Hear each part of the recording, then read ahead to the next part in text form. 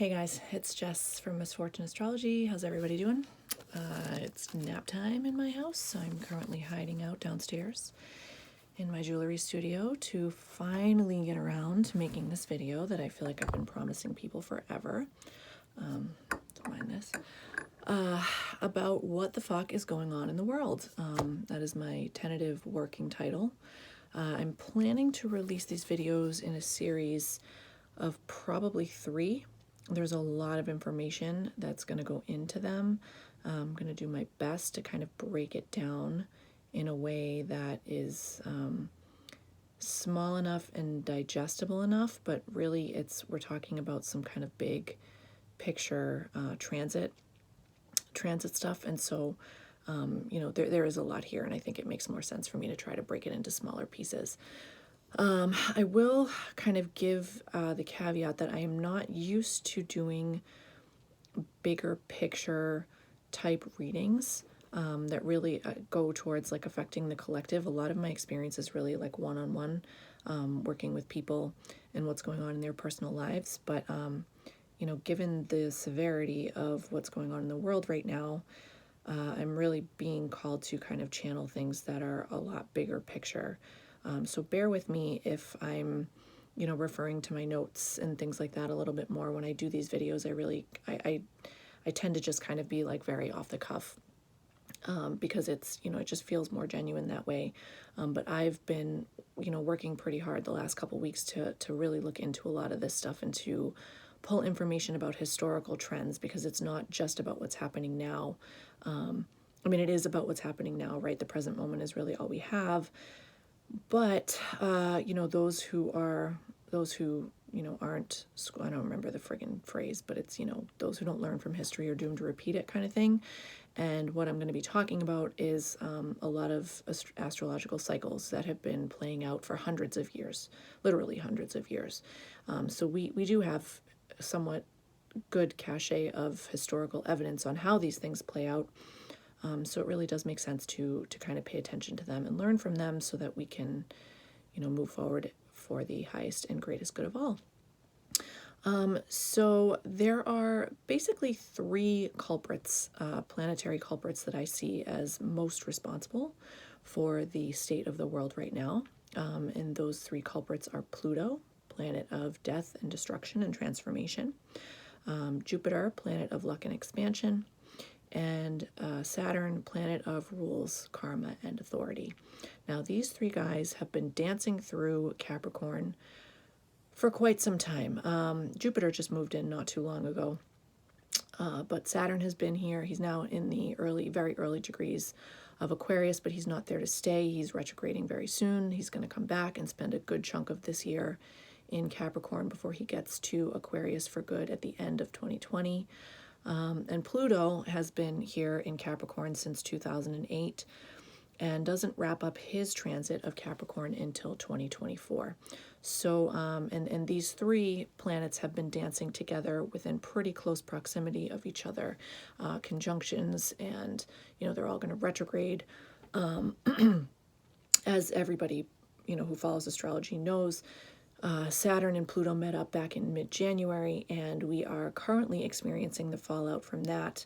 We have quite a bit of history to draw on there. That conjunction happens every 35 to 40 years. And in the past, I did a video in early January talking about the, last 100 years worth of these bad boys, where we've seen a lot of what we're seeing now, right? Fights over resources, rises and falls of governments, authority being questioned, and sickness and death, mass death on a large scale. These are all very much par for the course when it comes to Saturn and Pluto when they get together. So we're seeing it. It's not at all surprising to anybody who follows astrology that we're seeing it now. It doesn't make it suck any less, but, again, it is, it's here, and we are unfortunately, just in the very beginning of it, because these guys are going to keep going. There's a lot more to come. So part 1 of my What the Fuck is Up with the World series is I'm going to focus on the Great Conjunction. So the Great Conjunction is the conjunction of Jupiter and Saturn. And this bad boy, although he's not really too terribly bad, he's actually kind of good. We'll see what happens this time, though. This conjunction happens every 20 years, pretty regularly every 20 years. It's a nice clean cycle. And that is just a result of, the different orbits. Jupiter takes 12 years to get around the zodiac. Saturn takes approximately 30. It's actually closer to 29. And so they meet up every 20 years.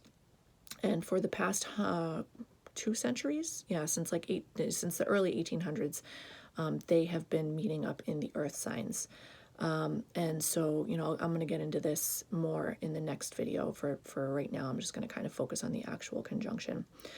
So it's very helpful to kind of understand Jupiter and Saturn and what they do, astrologically speaking, because their job's actually a little bit different. So we have the personal planets, which are Mercury, Venus, Mars. As their name, pretty much implies, they very much regulate our personal day-to-day experiences and energy. Then we have the transpersonal planets, Uranus, Neptune, Pluto. These guys, they're way far out there. They move very, very slowly. Their energy regulates more collective experiences, tends to kind of unfold over longer periods of time. Entire generations of people are born with these planets in one sign. And so there's not a whole heck of a lot that you can say unless they're touching a personal planet, at which point they will have more kind of influence on your day-to-day. But generally speaking, they kind of more influence the collective. Then we have Jupiter and Saturn. These guys hang out in the middle, and I call them the intermediaries. And their job is unique in that they very much regulate our personal experience here on Earth with the collective experience of humanity here on Earth. And they do this in two very, very opposite ways. Jupiter is kind of the embodiment of the principle of expansion energy, and Saturn, on the other hand, is the principle of contraction.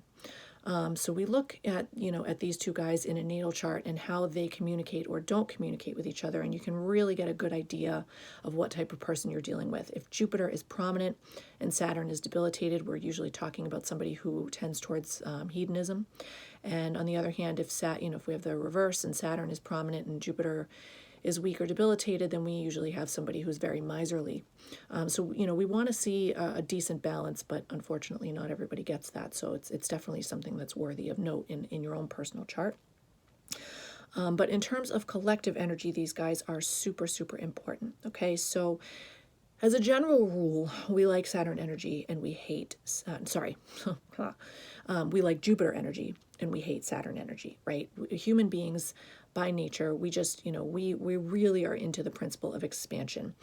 We want things to go onward and upward, kind of ad infinitum. We like stock markets to go up, up, up, up, up. We want to see our money and our bank accounts constantly expanding. Housing prices go up, up, up to absurd levels, right? And nobody really bats an eye. We just kind of say, oh, that's normal, okay? A corporation reports quarterly earnings and we see a dip in it, right? And all the shareholders bail because contraction is bad, okay? And expansion is good. Now, this, to say it out loud actually kind of highlights how absurd the whole notion is, because the plain fact of the matter is that everything cannot expand exponentially all the time. Now, the universe is always expanding, and so that is certainly the direction and the goal. However, when things expand without periods of contraction, the expansion is built on nothing. There's no foundation. And so that expansion, you can lose it pretty quick and pretty harshly.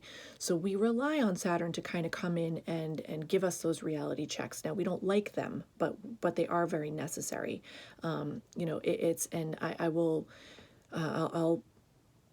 kind of go so far as to make a little bit of a prediction of how we'll see this, with the stock market example. Now, everybody and their mother is relying on Zoom right now, right?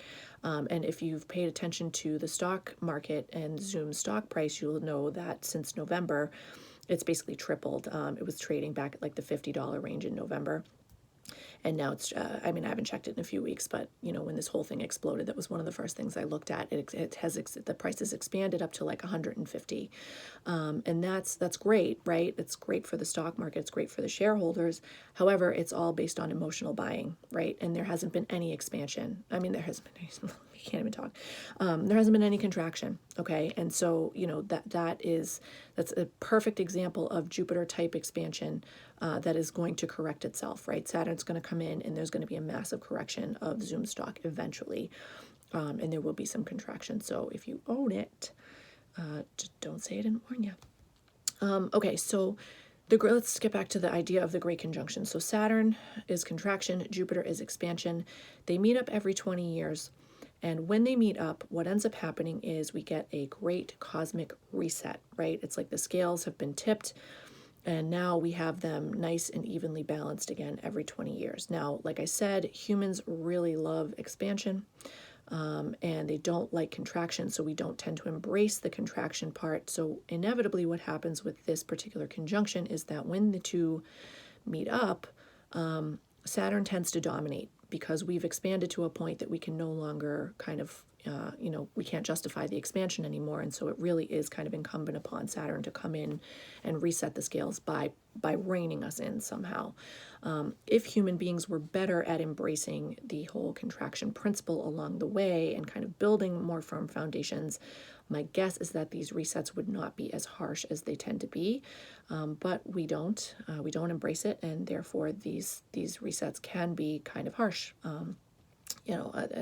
as the experience goes with the collective. So, we are very much at the end of one of these cycles now. The last great conjunction occurred in 2000. It was in Taurus. And we're moving into the air signs. That's going to be the subject of the next video. But so we're at the end of one of these 20-year cycles right now. And what happens at the end of every synodic cycle, whenever two planets connect, it starts a new cycle. And these cycles, there's thousands of them going on at any given time. They all vary in length. They all vary in kind of subject matter energy. But the one that we're talking about is a 20-year cycle. So at the end of these 20 years, what we see is just kind of chaos, right? The energy is really strong at the time of the reset and immediately following the reset. But as soon as it kind of is like off and running, we experience the first square, then we experience the opposition, and then it kind of wanes, right? So we're in one of those waning phases right now, and we're really at the tail end of it. So the, and we're seeing it, right? What ends up happening is that the energy of both planets is all over the map, such that, the contraction principle is, Saturn can't hold on anymore. The structures that Saturn normally supports are crumbling around us, and Jupiter can't hold on either, right? Jupiter is optimism and he's hope, and that's pretty much at an all-time low right now too.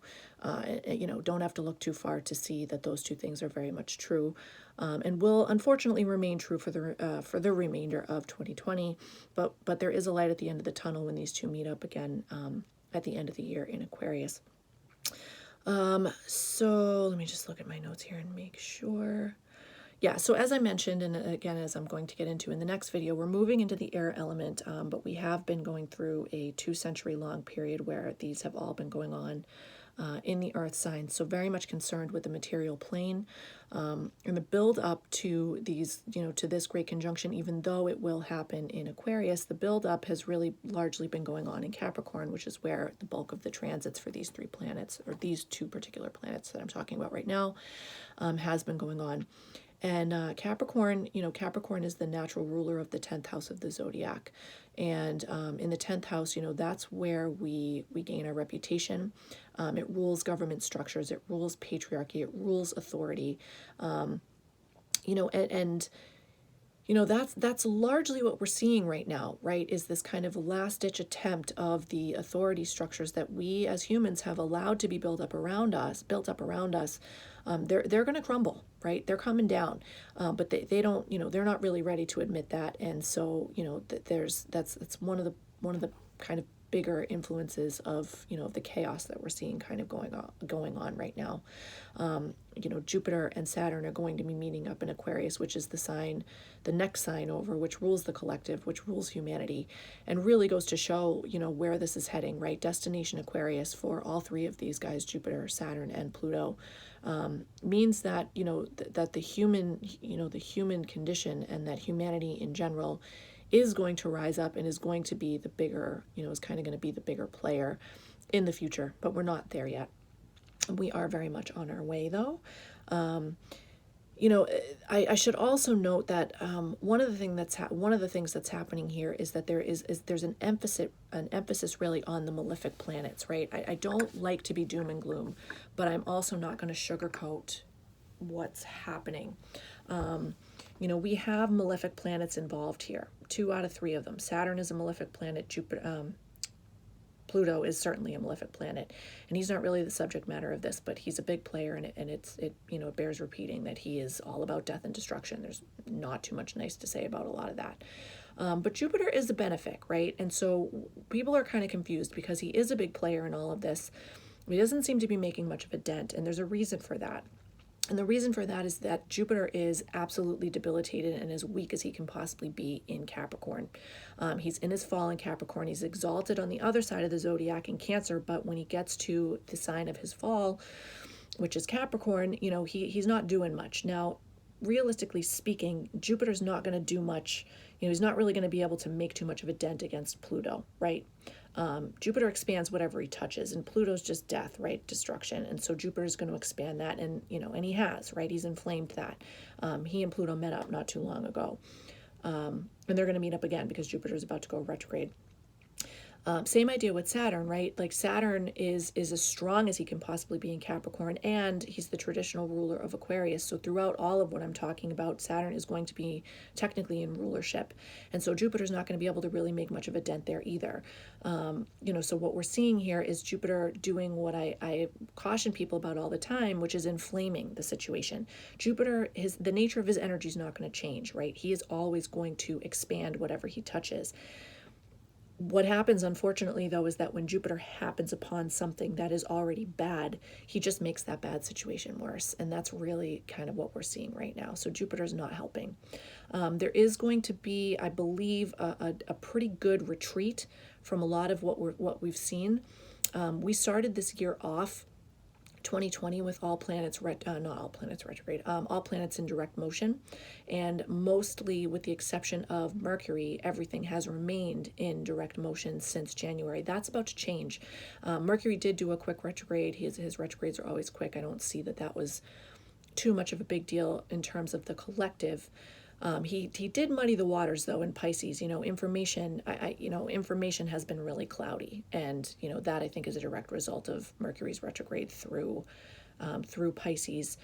He spent a really long time in Pisces. He's very recently into Aries, and I don't think it's a coincidence now that all of a sudden there's all these truth-seeking missions going on, right? That's much more of the embodiment of Mercury and Aries type energy, so we're seeing that. But Pluto goes retrograde next week. In early into mid-May, both Jupiter and Saturn will go retrograde, and they will stay retrograde into the fall, as will Pluto. So a lot of this push that we've seen our governments making, expect there to be a little bit of a retreat. I think that what we're going to see is that there was a much bigger outcry from the collective than the powers that be really expected. I don't think they expected to see it at all. And there certainly are plenty of people who are not giving a lot of pushback, which is unfortunate. But it's all part of the big plan. I think we'll see a retreat. I think we'll see a push towards getting back to normal. But I think those of us who are tapped into this energy understand that there will not be a return to whatever normal was. I think we're going to see that normal is there. There's going to be a new normal. We're not going to get there for a little while, but we will eventually get there. Now, I do want to mention something too, because I mentioned this in a video before, and because our government systems are so incredibly tied up with everything that's kind of going on right now, I want to note this trend again. I did note it in a video that I made before. I did a little bit more research on it to kind of hone in and, really get specifics on some of these dates, but with this great conjunction that's the subject of this video, as I said, for the past 200 plus years-ish, it's been going through the earth signs. And when it became firmly ensconced in the earth signs in the early 1840s, astrologers started noticing a trend that presidents who were elected during the cycle, during the year that this particular cycle repeated, those presidents would die while they were in office. And it's worthy of note because there seems to be a change going on, which coincides, not coincidentally, with the change that we're experiencing from the earth signs over to the air signs. That's going to be the subject of the next video.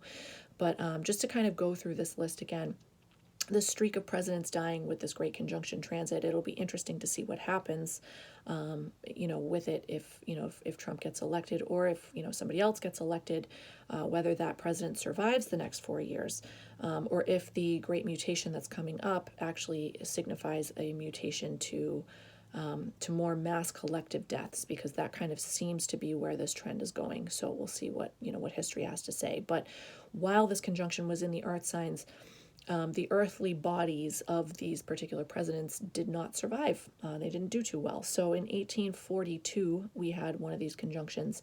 And actually in 1841, we had President Harrison die of pneumonia. So President Harrison must have been pretty woke because he was ahead of this energy. 1861, President Lincoln is assassinated. Now, he actually was assassinated in 1865. However, he was first elected in 1861. 1881, we had a great conjunction, and same year, 1881, President Garfield is assassinated. 1901, same deal, McKinley was assassinated, same year. 1921, President Harding has a heart attack and dies in office. He actually died in 1923, and the conjunction was in 21, so 2 years. Not totally unheard of to see these things happen after the fact. 1940, we had President Roosevelt. FDR had a stroke and died. That was in 1945. But interestingly with him, he was elected to his third term in 1940, the same year as the Great Conjunction. So he totally pressed his luck there. As most people know, President Roosevelt was the only president to ever have been elected to a third term, and is responsible for whatever amendment now holds presidents to 2 terms. So yeah, it'd be really interesting to see what would have happened if he had not pressed his luck and just kind of stuck with 2 terms, but we will never know. 1961, President Kennedy, he is elected. He's assassinated in 1963.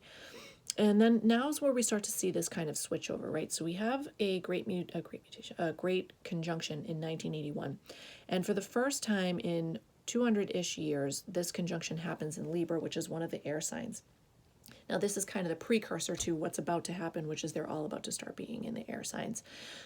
So in 1981, Reagan gets shot, right? It's an assassination attempt, but he survives. Okay, so his, the earthly body, for whatever reason, does not succumb in this particular case, right? The period between 1981 and 2000, when we get the next one, is pretty interesting because we start to get the introduction of what the air element is going to bring to us with these great conjunctions. I'll talk about this more in the next video. In 2000, we have our last great conjunction in the earth signs. Now, this one happened in Taurus. President Bush Jr. was president at the time and clearly still alive, so he doesn't succumb to this trend. However, we did experience 9/11 just a year later in 2001. And, just as kind of a lead up and cliffhanger to what's happening, I'd like people to just think about the fact that we're going to be transitioning over to the air element. And what are we seeing? Well, in 2001, we saw an attack with airplanes. Currently, we are seeing deaths that are occurring as a result of a virus that takes out the airway, and a virus that is traveling through air, right? So I think that in terms of death, and the deaths that this particular conjunction brings, we're probably going to see a switch over. Although I know there are plenty of you who would like to see the trend continue with Trump. So all remains to be seen, and I will get into the switch over to the air element in the next video. So have a good one, guys. Thanks.